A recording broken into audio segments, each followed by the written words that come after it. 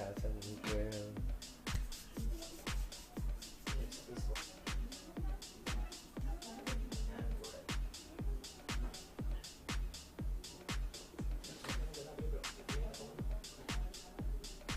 What's going on? Ewan ko.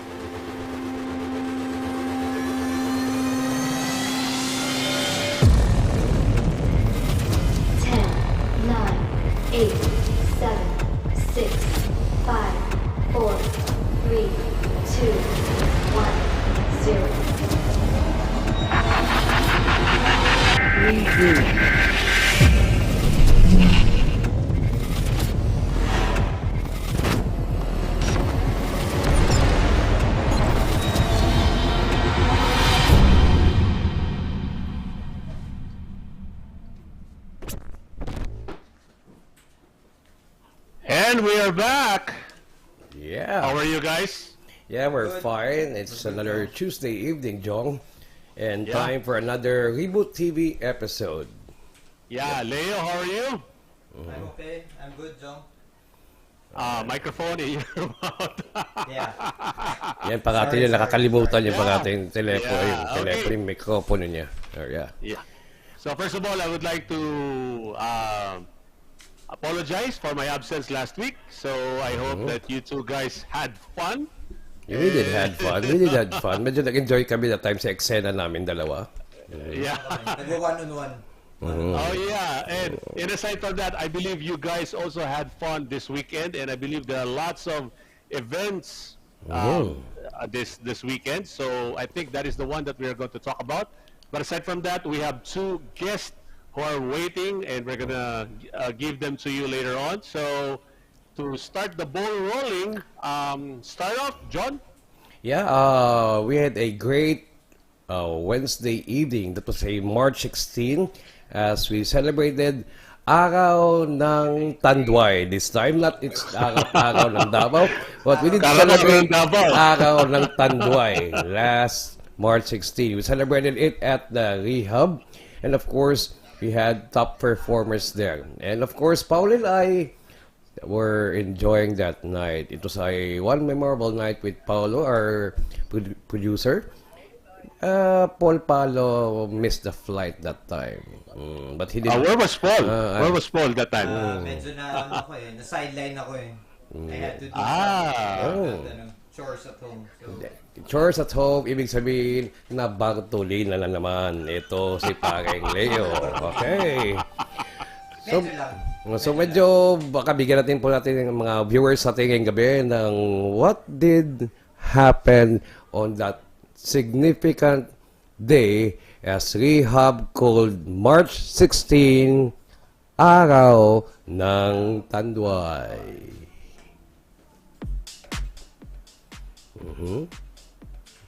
Saan yung photo? Ayun. Si Jong sana dapat nandito ng gabi niya. That's the Zocco Milk Band which performed that evening. As well, ito yung mga paborito ni Jong. Ito, mga kasama ko on stage. I was with one of Davao City's or the nation's best tattoo artists, si Bobet. As I joined them. Mabang bigote? Yung mabang bigote. Ito yung mga paborito ni Paulo that time. Yung na-miss ni Leo, itong dalawa. I just forgot their names, no? And of course, Vanny Ferrer and the rest of the gang, the Rehub Pips. That's Vanny Ferrer at center, wearing a cap of Tanduay, Davao. And of course, together with the girls and some of the staff and crew of Tanduay. So John, tell us what is all about. What is TR5 or Araw ng Tanduay? So what is this all about? Basically, TR5. Ano maalala mo ng TR5, Jong? Paborito mo nung college pa tayo. TR5. Maybe Leo. Ewan ko sa Leo kung alala TR5. Ano yung... naalala ko sa TR5, yan ang nagpapatapang sa akin sa classroom. Tanduay, Ram, 5 years. Ito si Liquid Pong Courage. of Zocco Liquid Milk. Courage. Yung reggae band to perform. So, John, so meron palang live band during the time. Yeah, we did a live band and a guest disc jockey who made the crowd frenzy that night. Na medyo sumayaw, gumulong yung ibang tao doon. We also had raffle winners, of course, given away by items given away by Tanduay. We would like to thank pala Mr. Gary Trinidad, Pablo Garcia of Rehub, who hosted that night's affair. Mr. Vanny Ferrer of Tanduay and the rest of the staff. Yung mga magandang dilag na nandun who grace and frazzle the crowd. And then nag-enjoy rin si producer Paulo, si Papa P kanina rin. Anong araw na yan? Medyo maraming tao. But it did mark March 16 for Rehub to host Araw ng Tanduay. Okay, so anong tawag dito?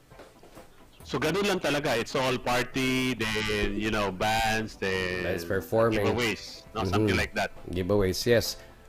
Most especially may yung uminom ng product ng Tanduay, they also have chance to win raffle items yun ang pilimibigay.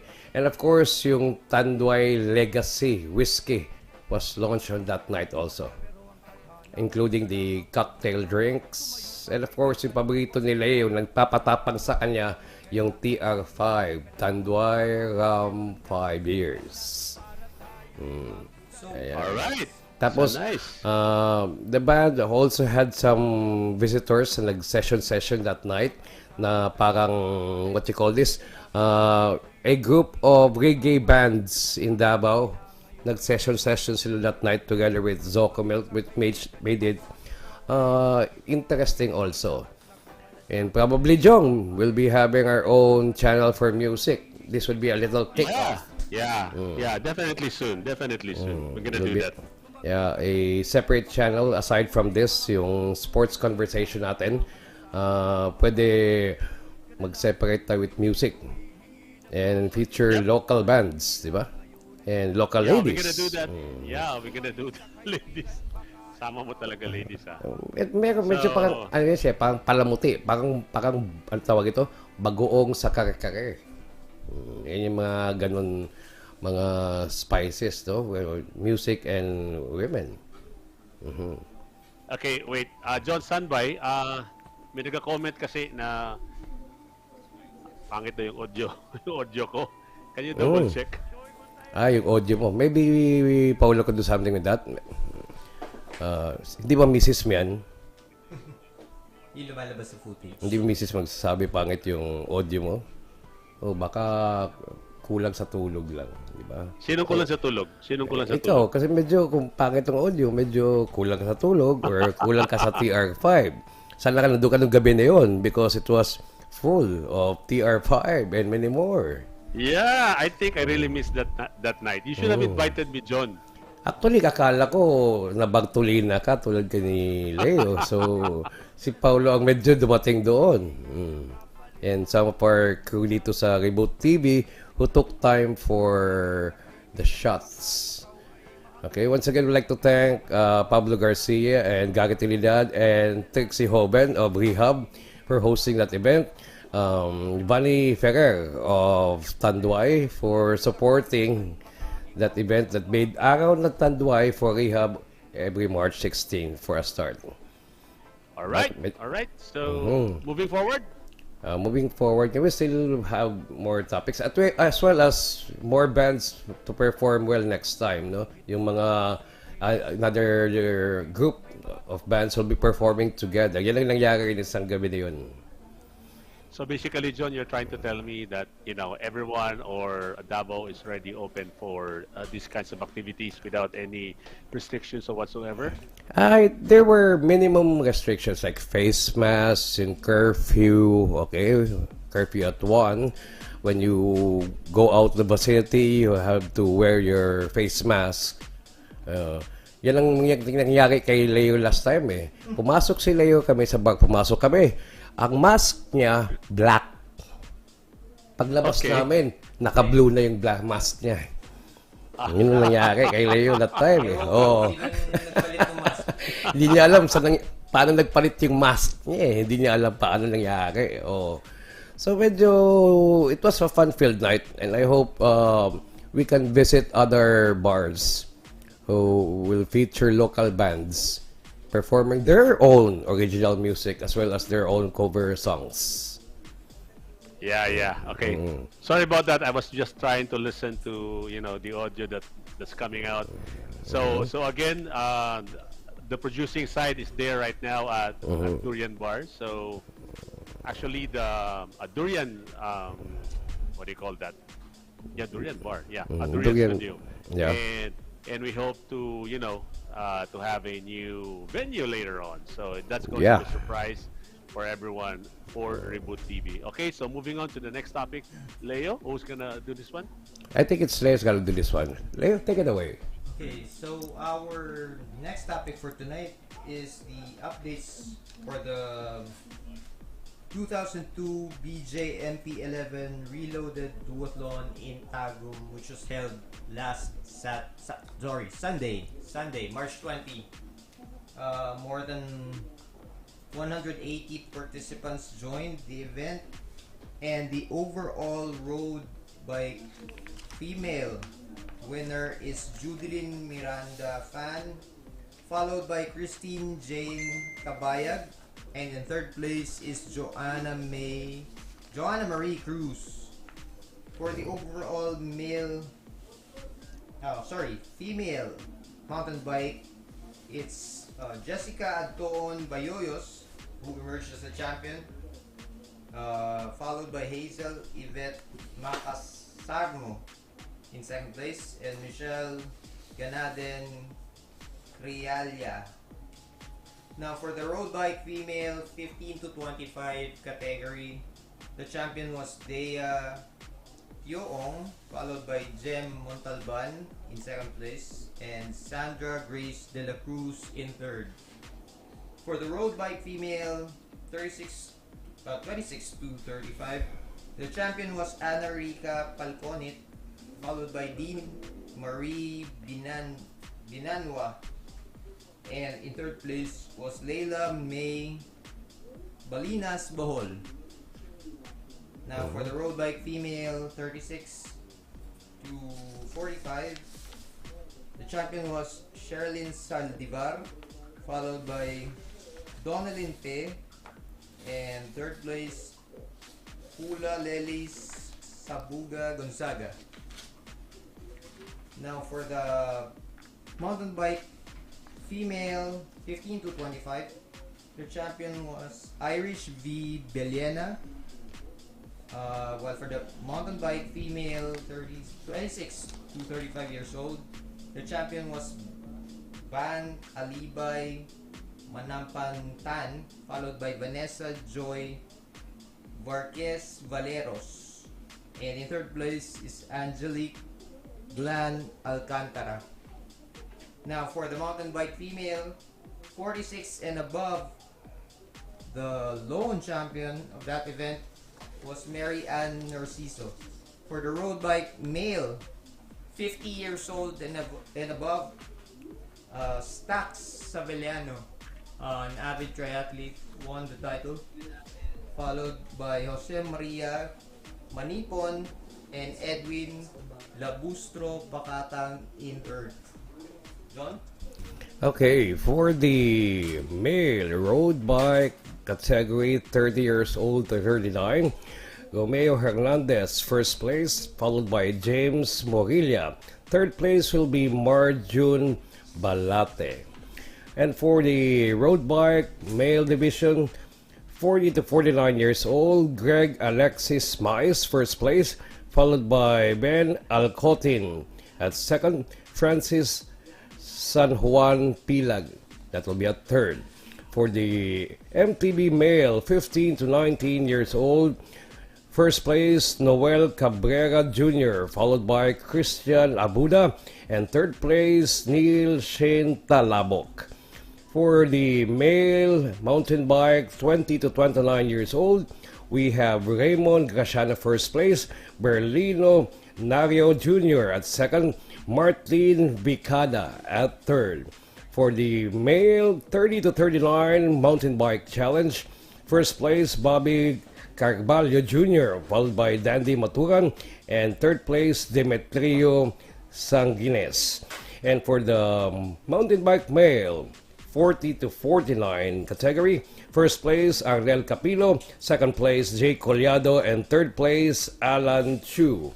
For the road bike category 40 to 49 years old, first place Greg Mais, followed by Rex Alcontin. Third place will be Francis San Juan Pilag. For the male 15 to 19 mountain bike category, first place Noel Cabrera Jr., second place Christian Abuda, third place Neil Talabok. Male 20 to 29 mountain bike challenge, first place Raymond Graciano, second place Berlino Nario Jr., and at third place Martin Vicada. Mountain bike challenge male category 30 to 39 years old, first place Bobby Carvalho Jr., second place Dandy Maturan, and third place Demetrio Sanguines. And lastly, for the 40 to 49, that will be Arnel Capilio, followed by Jay Collado and Alan Chu. O yan po ang ating winners for the mountain bike division. And lastly, for the road bike, medyo pareho ba to? O baka mag-uulit natin ito?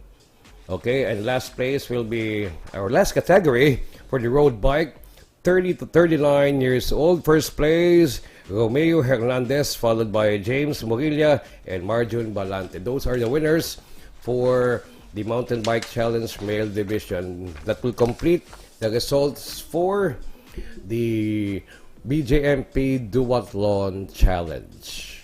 Wow. All right. So Congratulations to all the winners. Yeah, congratulations to all the winners. So overall, how was the event?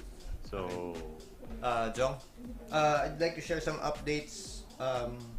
The beneficiary of the event, the construction of the Tagum City Jail female dormitory. So they upgraded the female dormitory sa Tagum. Now, they also built the BJMP 11 multi-purpose hall and the firing range, which is meant to improve BJMP personnel's marksmanship skills. Now, from those events were part of the proceeds of the BJMP 2022 Reloaded Duathlon. Now, they'd like to thank lang some sponsors who helped City Government of Tagum from Honorable Alan Rolyon. Thank you, sir. Davao del Norte Province Governor Edwin Ubahib. Then, Visayan Village Tagum, Rural Waterworks and Multi-Services Cooperative, Go Active Vitamins, Luxury Hair Salon, Layer Vita Hair Salon, Georgia's Pension House, RelX, Coronadal, Robinson's Place, Tagum, Mont Abo Massage Shop, Davao Mabini Branch, Sir James Motovlog, Imahe, Nutrition Depot Davao, Reboot TV, Southern Sports Digest, BJMP Personnel, Junior Superintendent Peter D. Bonsat, Junior Superintendent Len John Bernal, JC Inspector Jerry Grace Danao, Junior Chief Inspector Julie Auxilio, Jail Chief Inspector Connie Sendrias, Jail Senior Inspector Ellen Rose S. Garcia, Jail Senior Inspector Edo Lobena, Jail Senior Inspector Reynaldo Putong Jr., Jail Inspector Everett June Temblor, Jail Inspector Ofelia Lapas, BJMP Regional Office 4A Calabarzon, BJMP Regional Office Mima Ropa, BJMP Regional Office 13, and Regional Offices 8 and 9. Now, the program director is Jail Chief Inspector Jul Akbar Jamiri, the warden. all right. And, okay, that's that for now. Also, Jail Inspector Sally M. Lobo, warden. Jong? Di ba tayo? Medyo madami. Di ba, Medyo di ba tayo madami. ma-jail nito? No. Di ba tayo ma-jail? Baka tayo at ang susunod sa kanila. I think safe tayo doon. Diba? All right, congratulations to the BJMP for doing this one, and I really Si Jong, si Brian, who guested that last week. yeah, he was here. Brian, Yeah, he was here. Yeah, Harvey was. Harvey. Yeah. Who guested last week. Congratulations. So I hope this is not going to be the last for the year, and maybe they could do something here in Davao so that it's going to be a very good start as well na magkaroon tayo ng ganun sa Davao para makita naman ng Yes. organizer that we are ready to go and we're gonna do this, something like that.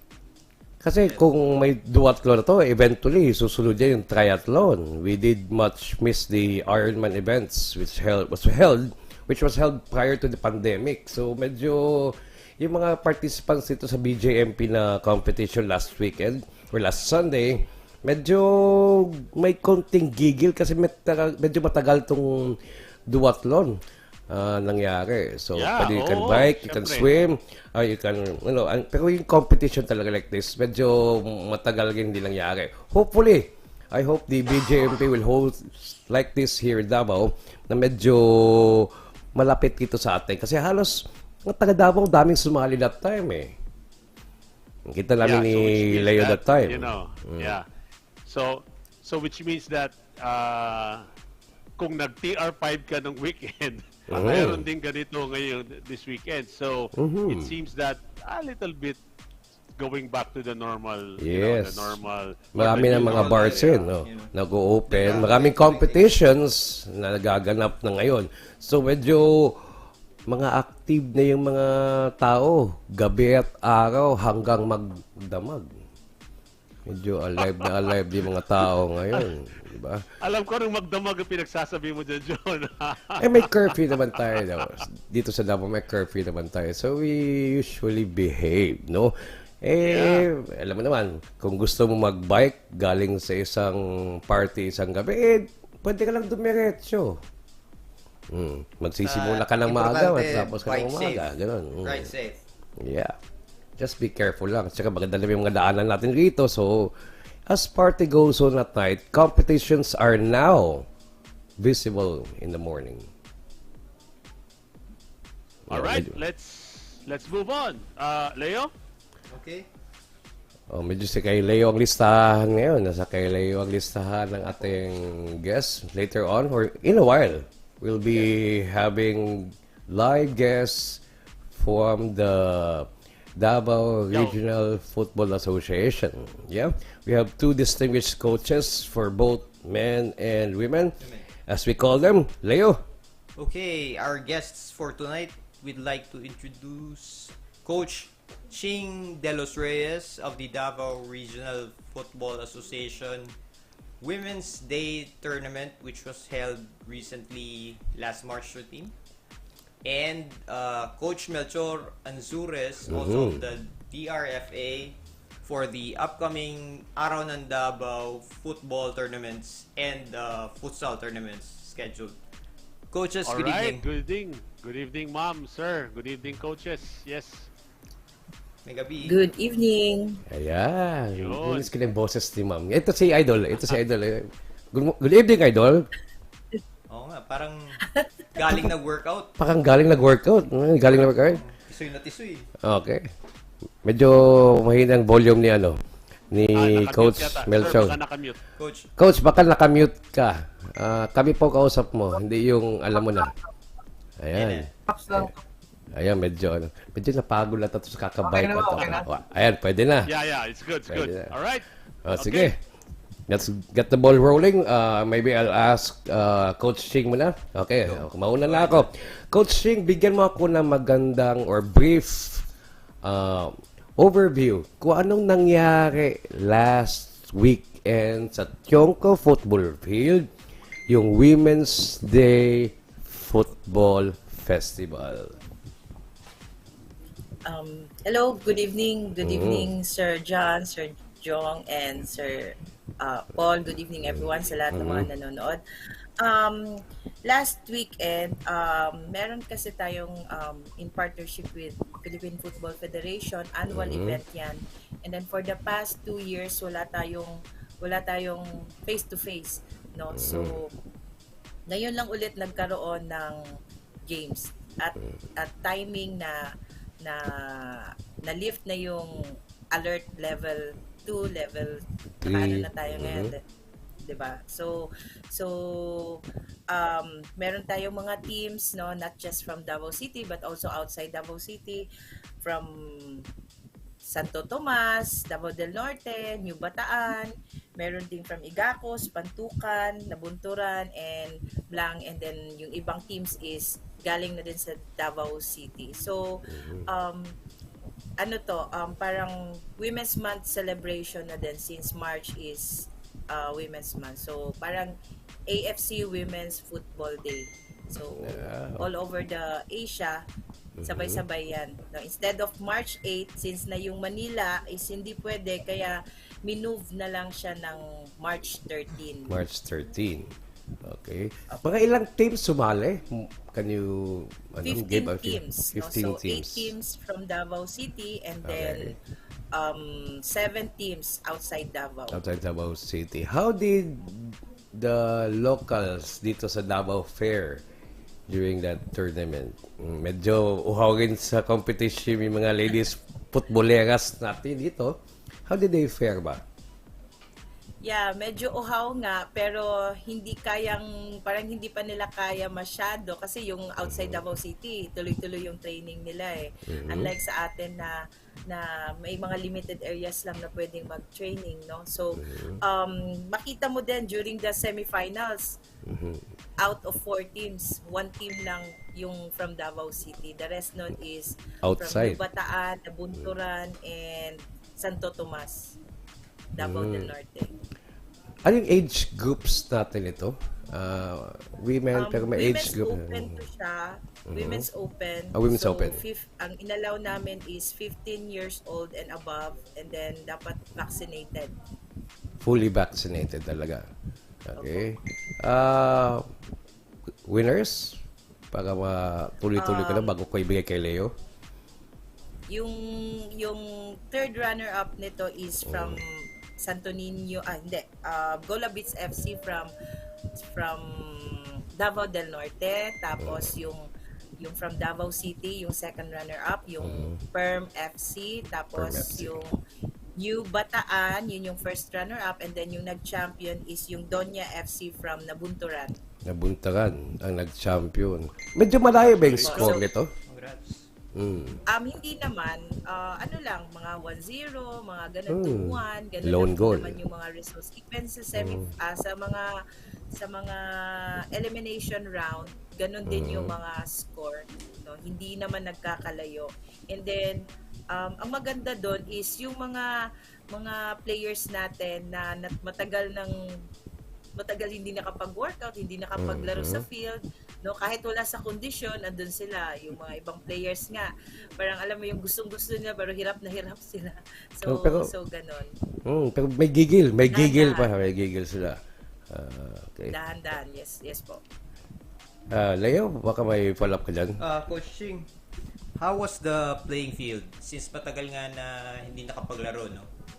Naayos ba yung Chonko Field? And wala bang mga bagong teams? Or lahat ba to bago for the first tournament since the pandemic? As for the field naman, maganda na yung field ngayon kasi na-rehab na yan siya, naayos na yan siya. And then kahit nga yung team ko, dalawang festival kami na sumali outside Davao City na puro putik, no? Kasi nagkataon na ulan. So this time, pati yung mga sumali din sa atin is natutuwa kasi nga for the first time daw na hindi sila naglaro sa putik. So okay. yun. And Ayos yun. hindi football lapok. Football field na daw. Football field. Kasi nung naglaro kami sa Samal at saka yung sa New Bataan, timing ng parang may low pressure ata yun, kaya maulan. And then, kailangang matapos within the day eh. Hindi pwedeng walang unplaying fields pag festival. Pag-festival. And for the teams naman, hindi naman to sila mga bago. Mga player talaga to na hindi lang talaga or mga teams to na hindi talaga nakapag-training kasi nga dahil sa pandemic. Coach, Yan. yeah. Coach Ching, after this tournament, anong possible na susunod for women's football sa Davao? Actually, madami akong plans for women's football sa Davao, no, lalo na ngayon na for the first time na-qualify tayo for the World Cup, no. So first time sa Wow, history that's natin. malaking And then Yes. madaming achievement yun. players, I'm sure madaming players na ngayon na parang gusto nang maglaro or parang ina-idolize nila, idol nila yung mga players natin. So para mabigyan sila ng opportunity, mas maganda kung madaming laro, madaming tournaments yung ibigay ng FA natin. So yun yung plans namin sa women's football, at the same time yung sa calendar ng Davao Football Association. So, more opportunities sa ating mga players. Okay. That's good. That's nice. Jong?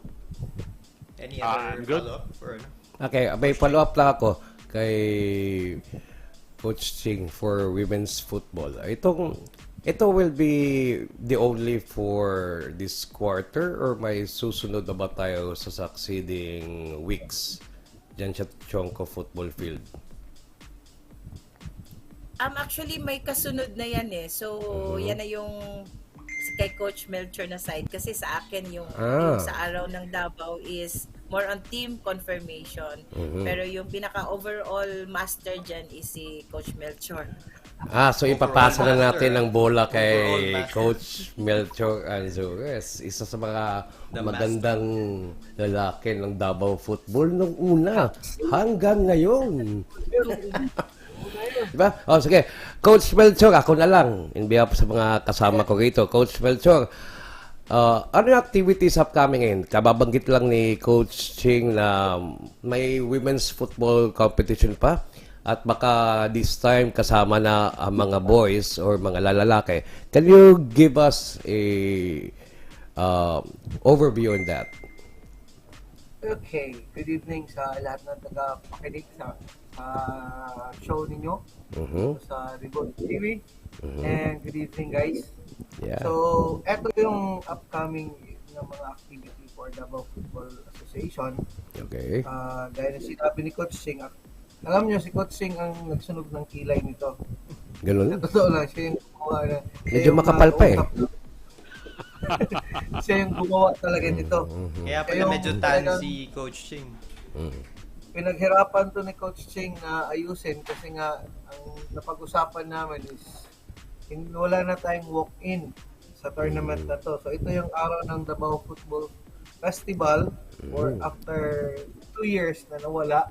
So Okay. after COVID, still COVID pa rin tayo. But sa kagandahan naman na yung mga pagbabago naman na maging masaya naman yung mga bata. So hopefully by next after nitong araw ng Davao, which is maraming teams na magpa-participate. Kanya lang, wala talaga tong bata na below 15 ha. Ito yung ano natin this coming March 26, that's Saturday. We have the boys 15, boys 17, and girls 17 years old. So, huwag kayo magtaka na 15 kasi nga unvaccinated, marami pa sa lower. Sa lower. Even though dito sa taas, marami pa rin. So, ang iniiwasan natin is baka, titirahin tayo doon sa, bakit nakapaglaro itong mas bata na unvaccinated pa? So At least yun, dito sa Pilipinas, so save tayo ng konti, di ba? So, that's Saturday on March 26. So, may tatlong category. Ulitin ko, boys 15, boys 17, and girls 17. Huwag kita ako tanungin, bakit ko lang girls 15? Si Coach Singh na sasagot niyan. And then, March 20. Kasi siya yung nakakalam sa mga babae ng Davao Football eh. okay. Siya yung he knows the age group, he knows sino yung pwedeng mag-national team, sino yung pang Davao lang talaga. So alam niya yun. So siya na sasagot dyan. Okay. Now, March 27, Sunday, boys 19, boys 21, and girls 21 also. So yun yung mga mga maglalaro the following day, which is Sunday, March 27. And then meron pa tayong sa April na naman. Nag-April na next week. Oo.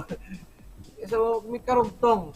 Kasi nga, hindi kaya ng field. Gaya na sinabi, isang field ang available, maganda. But isang field lang. Yung isa, pwedeng paglaruan ng target shooting. O pwedeng Sa kabila. mag-hide and seek doon pa ngayon. As of now. Maybe tomorrow, Nice. ma-clear na yun. Ganda. Gaganda na yung agro. Okay, so kaya ito yung naging plan. 4 na araw na football festival, but every weekend lang naman. So April 2, that's Saturday na naman, men's open yun kasi medyo marami-rami. And then April 3, women's open sa morning. And then siguro in the afternoon, the up. Yung mga uugod-ugod na sa football, hirap na tumakbo. Category sa namin. hapon na naman sila. Category namin. Aaminin na namin. Category namin yan. Category dito. Natin. Kasama ako doon. Nakasama tayo doon. Pwede tayo. Okay, so yun yung this coming March and April. Pero meron pang kasunod dyan, which is April, I think, sa Crocs. Yun yung meron na tayong hopefully 12 and 14 years old. Nice. Okay? Mga ta. So, sa Crocs yun, medyo pagsabay niyan, isang bagsak. Malaking lugar doon. Malaking pitch. Yes. And then meron nun tayong inaayos under Philippine Sports Commission na naman kasi nga medyo naawa si chairman sa atin na wala tayong futsal. So pinagbigyan naman ni chairman na merong futsal kasi Futsal. panay field na eh. Futsal na naman. Okay, so meron na kasama si Coach Sing dito yung women's actually. Futsal tournament. Okay, so another one na this coming April na pinaghandaan talaga. Ito Wow, yung dire-diretso na ha. Yes, Naka-line up that's the talaga. That's the under 19 DRFA and then papunta ng Mindanao. Pag nag-qualify si Davao Football, papunta tayo ng All Mindanao. I think kasunod dito another babae na naman. Inuna lang yung lalaki. I don't know why hindi in-announce yung babae. But nung December, narinig ko na yan na there will be a tournament for 15, 17, and 19 under boys and girls. So, nauna si under 19. Yun yung nakapagtataka bakit nauna tong under 19 dapat sa baba. So, siguro may reason yung sa taas sa PFF. So, hindi na ako makikialam ano yung rason. Ang akin is to prepare the team. So, after ng festival, may gagawin tayong training na right away. Wala nang tryout to.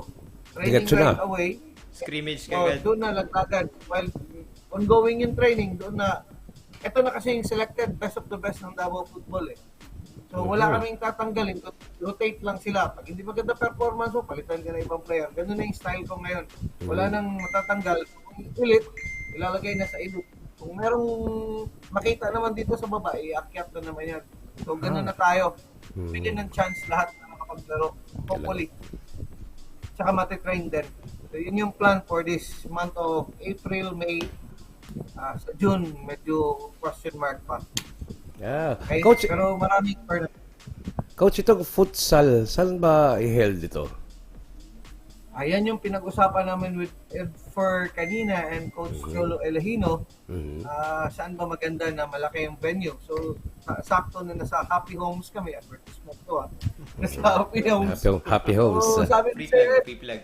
sabi ni Sir Ed, maghanap kayo ng venue. Sabi ko, Sir, nasa harap natin yung City High, So, Natural. why not in City High? Kasi may gagawin din. Hindi nyo alam eh. Hindi kayo inano ni Commissioner Maxi. May gagawin volleyball yata ulit. Volleyball, Sige. yung tulad 2 years ago, volleyball tournament. Yeah. Parang may ano yun, I shall return na volleyball na gagawin. Malala ko yun. Yan. So Malala. kay Commissioner Charles na naman yun. So maybe gagamitin niya yung City High. So sasabay na ako doon. Pwede ba gamitin rin namin yung Pwede. court ninyo? May court ng City High. Okay. Yun yung sa futsal. Etong mga tournament niyo supported ba ng local government, private sponsors, PFF?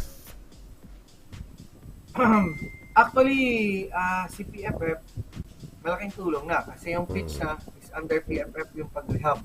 And then, etong tournament is kasi araw ng Davao So, nagpaalam tayo sa city. I don't know kung anong ibibigay ng city o sinong magbibigay. Hindi namin alam. We're still in process on that one.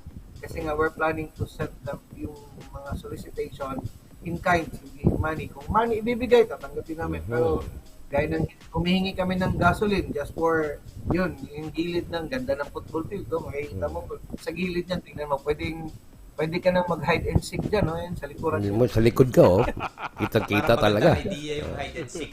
Baka may mga ahas. May mga ahas pa yan, Ay, mga alaga dyan. Sinabi niyo pa, marami nakuha nga ng ganito siguro. Malaki na asawa. Pwede na pang-adobo yan. Ay, Di ba? sinabi ko pa, nakapag-adobo rin ako dito. Yeah, during the pandemic, during the pandemic, meron talagang nag-migrate na ahas dyan. Walang ginagawa eh. Malamang, Malamang. Yeah. Okay. So far, So, tumututok naman yung mga ano natin, mababait na citizen ng Davao sa football program Yeah. natin. Question. Yeah, question ako, Coach. Yes. Ano sa tingin nyo? This is already a start of a sports season kasi binanggit mo dire-diretso na kayo no. So ano ba ang speaking of government, LGU, city government, wala ba silang masyadong binigay na mandate sa inyo na what to do and what not to do, something ganun?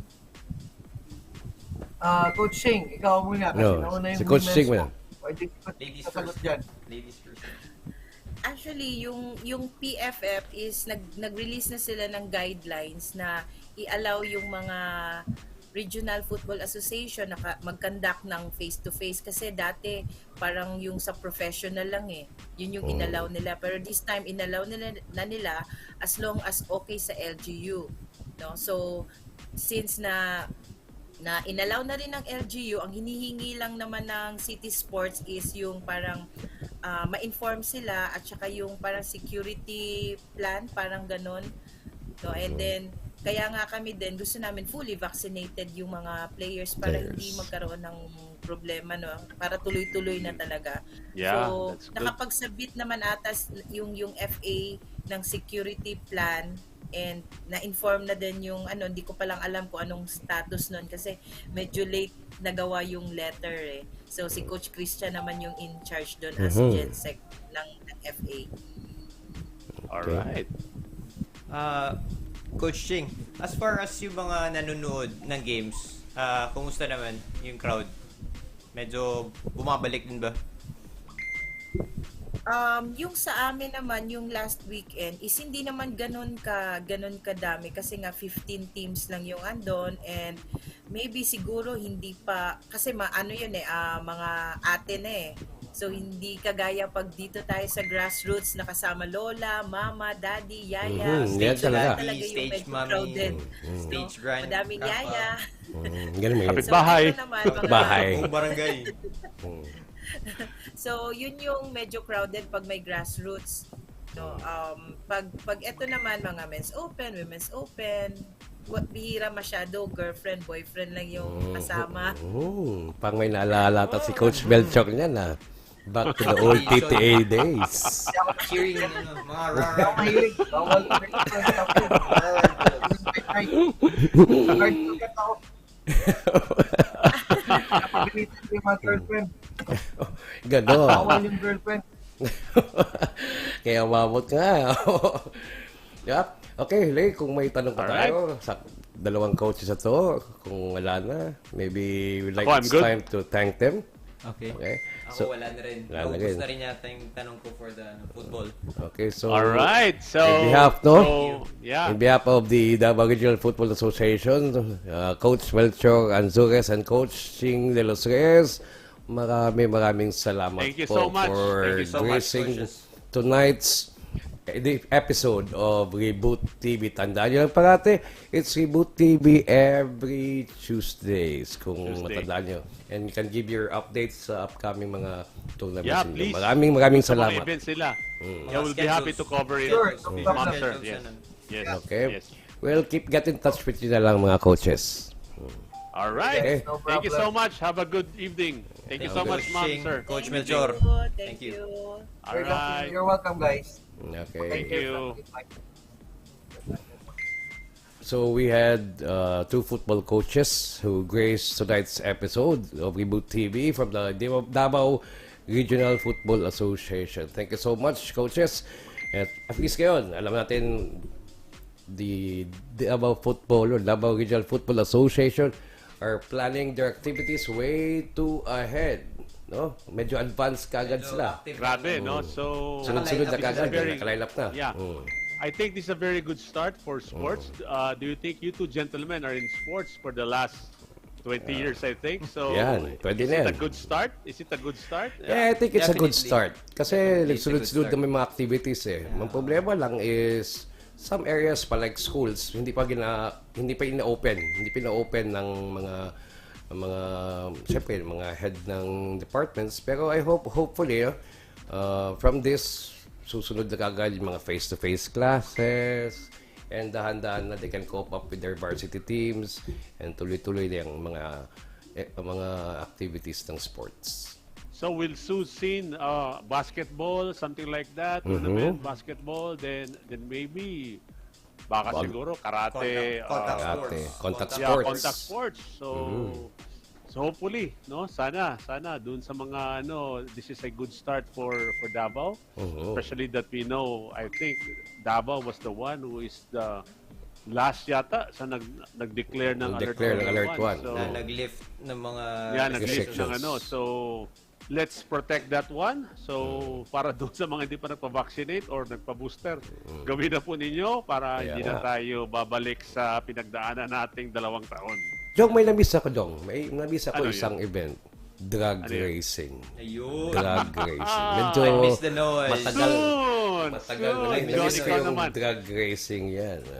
John, Nagagawa pinipreempt sa mo naman Crocodile Park. yung ng racing line. Soon. We're gonna have that one and soon. Kasi I talked with some of the local drag racers. Medyo namimiss na nga nila kumarera. Sabi ko, marami atang naipon ito during the pandemic. Kaya gigil sila sa karera. Yeah. So maybe I hope the racing line can answer their call. Di ba? Yeah, we have. Sabihin ko na, we have. Just Yeah. Stand by. Standby lang tayo dyan, okay? sit back and get ready for your Kasi for the past 2-3 days, sila nakakausap ko, South Drag Racers. Tapos sabi nila medyo namimiss na yan kung marera. Yeah. Okay? All right. So speaking of basketball a while ago, I think we're heading to the basketball country. Okay. So we have Yeah. the NBA standings as of March 21. That was, March 21 pa ba to? Or medyo Yeah, delay it's ba? March 21. March Yeah. 21. March Yeah, 21. yesterday. Yes, yesterday. So it's medyo to? March 21 pa sa Amerika ngayon. Sa Amerika ngayon. Sinusure ko lang. Yeah. Sorry, March 22 na pala ng umaga. Oh, Okay. see? Correction. Ikaw, panay biyahe mo. So, the Miami Heat still leads the Eastern Conference, followed by the Philadelphia 76ers, and of course, the defending champs, Milwaukee Bucks. If ever the play-in for the Eastern Conference, which I think it will start Hawks, next Hornets, week. It's the and Hornets, Hawks, New Jersey, or maybe Toronto. Okay, may papasok dyan. Either Brooklyn, Hawks hindi na or... New Jersey. John, hindi na Brooklyn New Jersey, Nets. Brooklyn na. Brooklyn Nets pala yan. Brooklyn Nets, okay? Saka Itong Toronto itong Raptors. Atlanta or Charlotte ang medyo diyan eh. Medyo magandang laban yan. You have Trae Young up against LaMelo Ball yan eh. LaMelo Ball. Yeah. One of the promising And, rookies. At saka yung favorite, yung Brooklyn Nets. Oh. Yeah, yung Brooklyn Tingnan natin. Nets. Yeah. Pero I miss ang mga Knicks diehard dyan sana. I like the lineup ng New York Knicks. Pero sad to say, nasa 12 sila eh. Ayan. Yeah. I did love the New York Knicks. Sino Sana. bang ng New York, John? Frontline. I think si Julius Randle. Julius Randle. Julius Randle, eh. tsaka si... I like Derrick Rose. Derrick Rose. Kapanahon na niya si Derrick Rose. Derrick Rose, yeah. The veteran Derrick Rose. Yeah. For the Western Conference, of course, the Phoenix Suns are leading, while Jong's Los Angeles Lakers, naalala ko yan is at number 9. Medyo ang kakalabanin pa nila. Ang Panalo sila Pelicans pa. kanina. Yeah, They panalo won sila kanina. from the Cleveland Cavaliers. Cavaliers with LeBron having a triple-double performance and a one signature dunk over Kevin Love. Medyo Kevin okay Love. na. Tapos, Dating binayad teammate niya. siya pagkatapos. Binayad siya pagkatapos. Yeah, so I hope the Lakers are in. Maybe they could ease out the Pelicans for the play-in tournament or during the play-in Yeah, tournament. I hope. You Yeah, never know. maybe You never number know. 9 against the Suns. I saw them play against the Suns. Medyo nahihirapan sa mga bata. Ganun yan eh. Malala ko si parang Jong Uy pati Paul Palo yan eh, di ba? LeBron and Westbrook ng mga tandem na ganun. Kung kami ni kung kami ni producer yan ni tawag ito ni Paulo, kung kami niya para kaming pwede ko na masabing Zach Lavin pati Damag De Rosan yan, mga tandem na yan. Yeah. Okay, wait. Diba? Before we move to the next topic. Baka may we'd like greetings to tayo. say, good evening to Colin Sanchez. Yes, good evening. Thank you so much for watching. Jaisel Irene Sorry, delayed ha, kasi medyo maganda yung topic kanina. Pasensya na. So, Jay Celarin, good evening. Shout out. Good evening to Jamila Castillo, watching from Digos. Yes, Wow. good evening. And Zizi Ann, hello. Kumusta? Nandito siya. Nandito siya, present. Romel Tan, watching. Yes, good evening. Okay. Yan, good evening. Romel Tan. Yeah, He's in, I think he's out of the He's country. in Cambodia. He's in right Cambodia now. with the Cambodia, wow. Karate Okay. Pilipinas Asian. team. Is this a competition right there? Yes. Is there a it's competition right there? Yes. Wow, we're gonna be happy to show some photos maybe later on. Sir Romel, maybe you could share us the results of that, and of course the experience of going out of the country during Pandemic. Pandemic. something like that. Yeah. Joaquin Castro, yes, good evening, and that's it. Thank you so much for giving your highs and hellos. So, Dami nila. before we move on to another basketball thing, we just would like to share this one that Reboot TV will be planning to have a playoff watch, live watch. So we're gonna do that soon. So playoffs, the last game of the NBA would be the last regular season game would be around April 11 or 12. So after that, we're going to expect the play-in tournament, and after that, the playoffs. So we're gonna host a live watch party for the NBA playoffs. So stand by for that one. So Medyo maaga kami gigising yan. maaga kami gigising, kaya magbe-breakfast po tayo ng beer, hindi, ng coffee, of course. Coffee, of course. Yeah, breakfast and beers. So, stand by for that one. It's gonna be 3 weeks from now, barely. Barely Yeah, 3 tama weeks ba? from now. 3 Barely 3 barely, weeks from now. Yeah. All right. So, moving on to another favorite basketball league. This is Okay. the PBA. Medyo we had to bid goodbye for the Alaska Aces as the last NLEX season. Road Warriors outplayed them during the quarterfinals for a seat in the Final Four, even as the Ginebra San Miguel beating the TNT Tropang Giga in a very nice game to enter the semifinals, as well as the Magnolia Hotshots outplayed Phoenix, while the Meralco Bolts outplayed the San Miguel Beer Men. Well, sa tingin mo, Jong, sino kaya ang papasok dito? Best of 5 semifinals in this year's Governors Cup ng PBA. Actually, Okay? I'm just looking at Yeah, you had to bid goodbye for your Alaska Aces Yeah, for yeah. this year. Yeah. I had to before bid I'm gonna goodbye say for my my pick. San Miguel Beer. yeah, hindi. Yung San Miguel mo, meron pa yun next year. Parang kay or Ginebra next na lang. season. The Yung never Alaska say die. wala na. So I was really hoping that they were able to get to the semifinals naman sana. It's just last hura ni Alaska Aces, but unfortunately they were beaten by NLEX. So Yeah. I'm looking at NLEX and Magnolia. So NLEX at Magnolia. Ito yung more or less. Pwede. Pwede yan. Yeah. Pwede. I'm looking at that one. NLEX at Ginebra, saka yung Magnolia. it's a dark horse, so I think there's a chance for Ginebra to beat NLEX. Team Cone, I don't know. Ako, ang duda ko nito, it will be Ginebra pati Meralco. Ginebra boss. pati Yeah. Meralco. That would be a good matchup din. Ayan, ang sa tingin ko aabot ng finals. But anyway, on March 23, that will be tomorrow at 3 p.m., it will be the Magnolia Hotshots up against the Meralco Bolts, first game. And at 6 p.m., it will be Ginebra up against the NLEX Road Warriors. That will be on Wednesday, March 23. And on March 25, it will be Friday.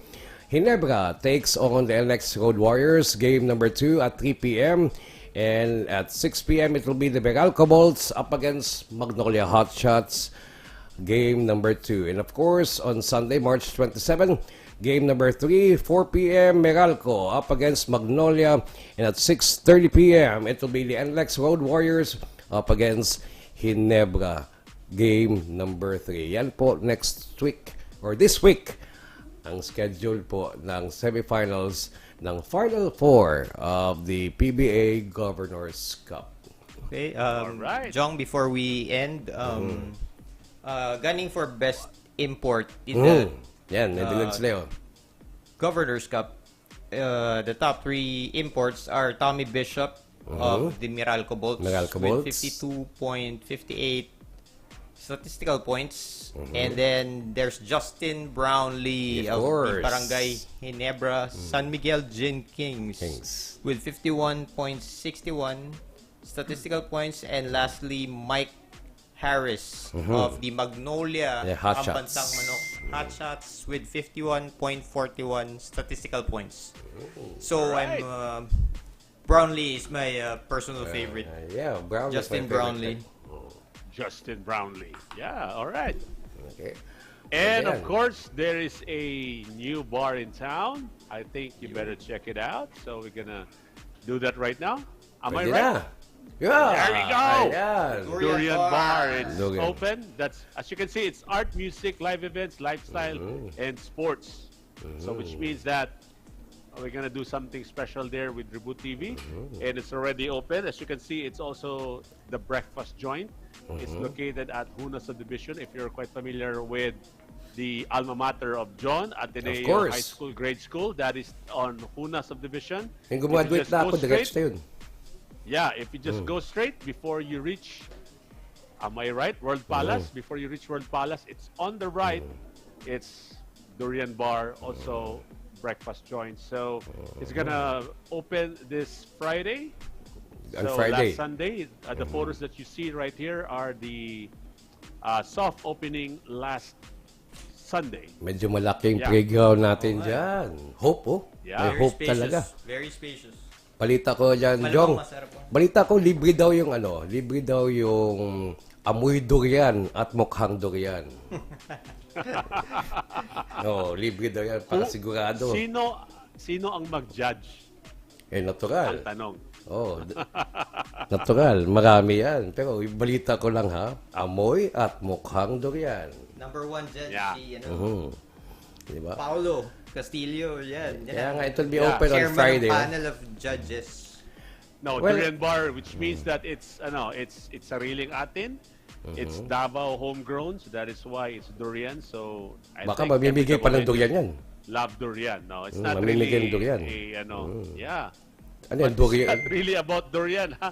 Maybe Yeah. maybe a lot of people just maano nila, but it's not that. It's a homegrown, and Durian Bar has been there, if I can remember it right. It's at Madraso. Fruit Madraso, stand. yes.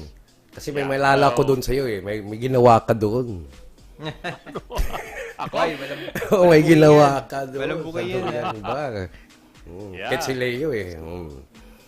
Bumili That na was ako those, ng those, Steve, those were the tsaka days durian. doon sa old Durian Bar. Parang ano to, it's a Durian Bar 2.0 na ata to. Yeah. Sige daw, confirm daw, 2.0. Paulo 2.0. Castillo, are you listening?